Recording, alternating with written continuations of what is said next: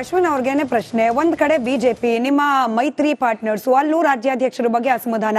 ನಿಮ್ ಪಕ್ಷದಲ್ಲಿ ಹಿರಿಯ ನಾಯಕರು ಜಿಟಿ ದೇವೇಗೌಡರು ವಿಶ್ವಾಸಕ್ಕೆ ತೆಗೆದುಕೊಳ್ತಿಲ್ಲ ಹಿರಿಯರನ್ನ ಕುಮಾರಸ್ವಾಮಿ ಅವರು ಅನ್ನೋ ಅಸಮಾಧಾನ. ಆಯ್ತು ಅಶ್ವಿನ್ ಅವರು ಸರ್ ಹೇಳಿ ಸರ್. ಈ ವಿರೋಧ ಪಕ್ಷಗಳು ಜೆಡಿಎಸ್ ಇದೀವಿ, ಬಿಜೆಪಿ ಅವರು ನಿಮ್ದು ಮಾತ್ರ ಕೇಳ್ತಾ ಆಯ್ತು ಸರ್ ಹೇಳ್ತೀನಿ. ವಿರೋಧ ಪಕ್ಷಗಳ ಕಿತ್ತಾಟ ಯಾವುದೋ ಪಕ್ಷಗಳಲ್ಲಿ ಈಗ ನಾನು ಎಕ್ಸಾಂಪಲ್ ಕೊಡಕ್ ಹೋಗಲ್ಲ. ಅಧಿವೇಶನದಲ್ಲಿ ಮಾನ್ಯ ಡಿ ಕೆ ಶಿವಕುಮಾರ್ ಅವರು ಹೇಳಿದ್ರು ಒಂದು 2 ವರ್ಷಗಳ ಹಿಂದೆ, ಅವ್ರು ವಿರೋಧ ಪಕ್ಷ ಸ್ಥಾನದಲ್ಲಿದ್ದಾಗ, ನಾನೇನಾದ್ರೂ ಪಕ್ಷದ ಅಧ್ಯಕ್ಷ ಆಗಿದ್ರೆ ಮಾನ್ಯ ಯತ್ನಾಳ್ ಅವರು ಈ ತರ ಕೊಡೋ ಹೇಳಿಕೆಗಳನ್ನ ನೋಡಿದಿದ್ರೆ ಆ ಕ್ಷಣದಲ್ಲಿ ಸಸ್ಪೆಂಡ್ ಮಾಡ್ತಿದ್ದೆ ಅಂತ. ಅದನ್ನ ನಾನು ನೆನಪಿಸಲ್ಲ. ಮಾನ್ಯ ಡಿ ಕೆ ಶಿವಕುಮಾರ್ ಅಧ್ಯಕ್ಷರಾಗಿ ಇಷ್ಟು ವರ್ಷ ಆಗಿ ಎಷ್ಟು ಜನ ಉತ್ತರ ಧ್ರುವ ದಕ್ಷಿಣ ಧ್ರುವಕ್ಕೂ ಅಂದ್ರೆ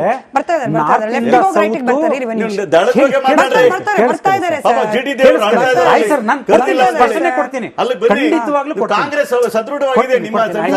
ಆಯ್ತಾ ಸ್ಮಿತ್ ಅವ್ರೆ. ಆ ಹೇಳಿಕೆಗಳಿಗೆ ಒಂದು ಆಕ್ಷನ್ ತಗೊಳಕ್ಕಾಗ್ಲಿಲ್ಲ.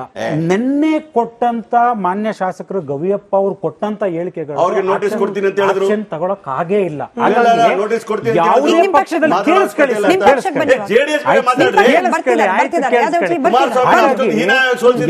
ಯಾವುದೇ ಪಕ್ಷದಲ್ಲೂ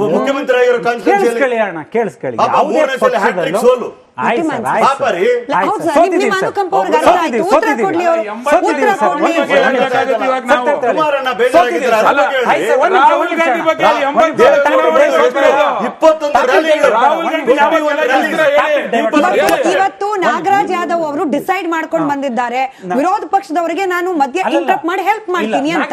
ನಿಮಗೆ ಹೆಲ್ಪ್ ಮಾಡ್ತಾರೆ, ಉತ್ತರ ಮಾಡಬಿಡಿ, ಅವ್ರಿಗೆ ಮಾತಾಡಬಿಡಿ, ಅವ್ರ ಪಕ್ಷದ ಬಗ್ಗೆ ಅವ್ರ ಪಕ್ಷದ ಬಗ್ಗೆ ಮಾತಾಡಬಿಡಿ. ನಾನು ಕೇಳ್ತಿದ್ದೀನಿ, ವಾಪಸ್ ಬನ್ನಿ ನಿಮ್ ಪಕ್ಷಕ್ಕೆ ಅಂತ ಹೇಳಿ ಅವ್ರಿಗೆ ಉತ್ತರ ಕೊಡಬಿಡಿ. ಕೇಳಿಸ್ಕೊಳ್ಳಿ, ನಾ ಸೋತಿರೋ ಪಕ್ಷ ಆನ್ಸರ್ ಮಾಡ್ತಿದ್ದೀನಿ, ಸೋತಿರೋ ಪಕ್ಷ ಆನ್ಸರ್ ಮಾಡ್ತಿದ್ದೀನಿ, ನಾ ಸೋತಿದ್ದೀನಿ. ಬನ್ನಿ ಅಶ್ವಿನ್ ಅವರೇ ಉತ್ತರ ಕೊಡಿ ಬೇಗ. ಜಿಟಿ ದೇವೇಗೌಡ, ಅಶ್ವಿನ್ ಅವರೇ, ರೇಣುಕಾಚಾರ್ಯರದು ಬೈಟ್ ಪೆಂಡಿಂಗ್ ಇದೆ, ಬೇಗ ಉತ್ತರ ಕೊಡಿ. ನಾವು ಸೋತಿದ್ದೀವಿ ಬಿಟ್ರೆ ಜಾತ್ಯತೀತ ಜನತಾದಳ ಪಕ್ಷ ನೆಲ ಕಚ್ಚಿಲ್ಲ ಸರ್. ಏಕೆ ಅಂತಂದ್ರೆ ವಿರೋಧ ಪಕ್ಷಗಳಲ್ಲಿ ಗೊಂದಲಗಳಿರುತ್ತೆ, ಎಲ್ಲಾ ಪಕ್ಷಗಳಲ್ಲೂ ಗೊಂದಲಗಳಿರುತ್ತೆ, ಅದು ಇರ್ಲಿ. ಜನ ಬಯಸೋದಿಷ್ಟೇ ಸ್ಮಿತ್ ಅವರೇ, ಆಡಳಿತ ಪಕ್ಷ ಮಾತ್ರ ಗೊಂದಲದಲ್ಲಿ ಇರಬಾರ್ದು. ಮೇಡಮ್, ನಮ್ಮ ಪಕ್ಷದಲ್ಲಿ 54 ಜಗಳ ಆದ್ರೆ ನಾಳೆ ಬೆಳಿಗ್ಗೆ ಅಭಿವೃದ್ಧಿ ಕುಂಠಿತ ಏನಾಗಲ್ಲ. ಆಡಳಿತ ಪಕ್ಷದಲ್ಲಿ 54 ಗಲಾಟೆಗಳಾದ್ರೆ ಯಾವ ಒಂದು ಅಭಿವೃದ್ಧಿ ಆಗಲ್ಲ. ಅದು ಜನರು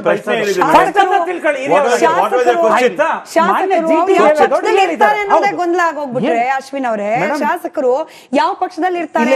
18 ಜನ ಬರ್ಲಿಕ್ಕೆ ಸಮಯ ಇಲ್ಲ ಸರ್. ಹೇಳ್ಬಿಡ್ಲಿ, ಇದನ್ನ ನಾನು ಏನಾದ್ರು ತಪ್ಪು ಹೇಳ್ತಿದ್ದೀನಿ ಅಂದ್ರೆ ಒಪ್ಕೊಂಡು ನಾನು ಒಪ್ಕೊಂಡು ಹೋಗ್ತೀನಿ. ಆಡಳಿತ ಪಕ್ಷದಲ್ಲಿ ಯಾವತ್ತು ಗೊಂದಲ ಇರಬಾರ್ದು ಪ್ರತಿದಿನ. ಯಾಕಂದ್ರೆ ಕೇಳಿಲ್ಲ, ದೊಡ್ಡ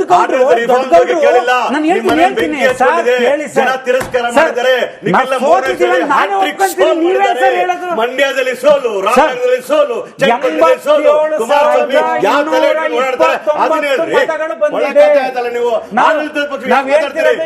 ಗೆಲ್ತಿದ್ದಾರೆ.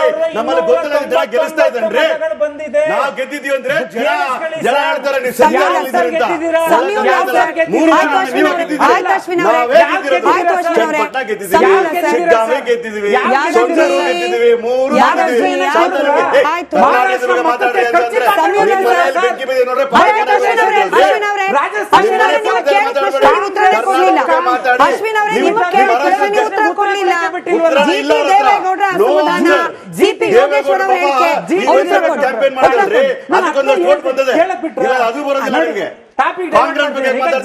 ಗೊಂದಲಗಳು.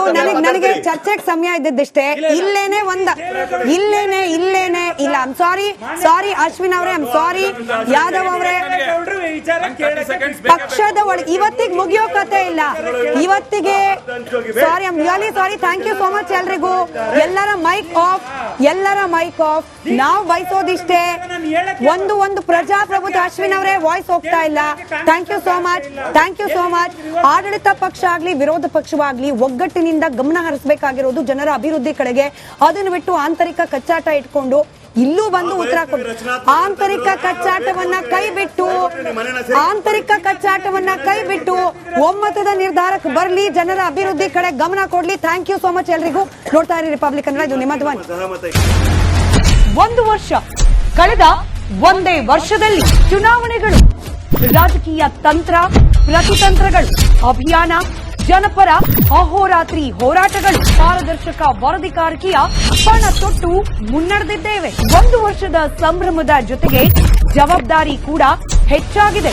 ಮತ್ತಷ್ಟು ಮುನ್ನುಗ್ಗಿ ಜನಪರ ನಿಲ್ಲುವ ಉತ್ಸಾಹ ಕೂಡ ಹೆಚ್ಚಿದೆ. ಯಾಕಂದ್ರೆ ಇದು ರಿಪಬ್ಲಿಕ್ ಕನ್ನಡ, ನಿಮ್ಮದೇ ಧ್ವನಿ. 1 ವರ್ಷದ ನಿರ್ಭೀತ ಪತ್ರಿಕೋದ್ಯಮ ರಿಪಬ್ಲಿಕ್ ಕನ್ನಡ, ಇದು ನಿಮ್ಮ ಧ್ವನಿ.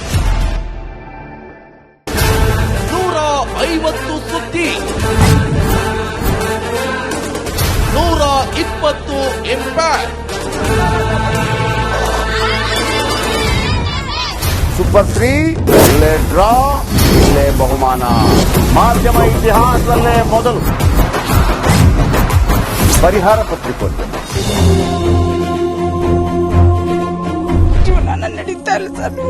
ಗುರುಲಕ್ಷ್ಮಿನಿಲ್ಲ, ಪಿಂಚಣಿನಿಲ್ಲ, ಇದನ್ನೇ ಮಾಡಕ್ಕಾಗಿಲ್ಲ ಅಂತಂದ್ರೆ ಇನ್ನೇನ್ ಮಾಡ್ತೀರಿ ಬೇರೆ?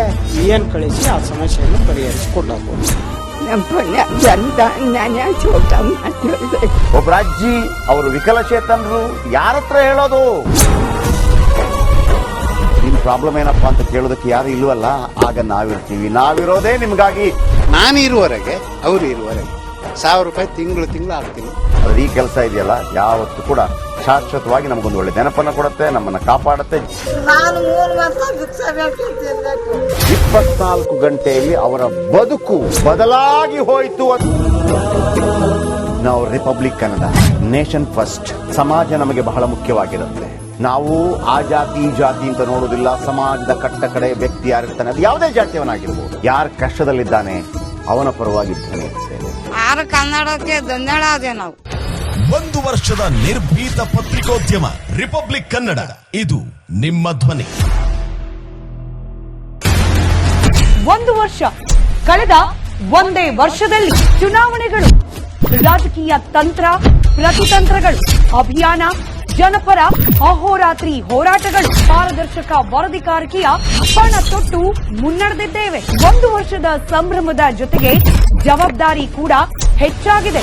ಮತ್ತಷ್ಟು ಮುನ್ನುಗ್ಗಿ ಜನಪರ ನಿಲ್ಲುವ ಉತ್ಸಾಹ ಕೂಡ ಹೆಚ್ಚಿದೆ. ಯಾಕಂದ್ರೆ ಇದು ರಿಪಬ್ಲಿಕ್ ಕನ್ನಡ, ನಿಮ್ಮದೇ ಧ್ವನಿ.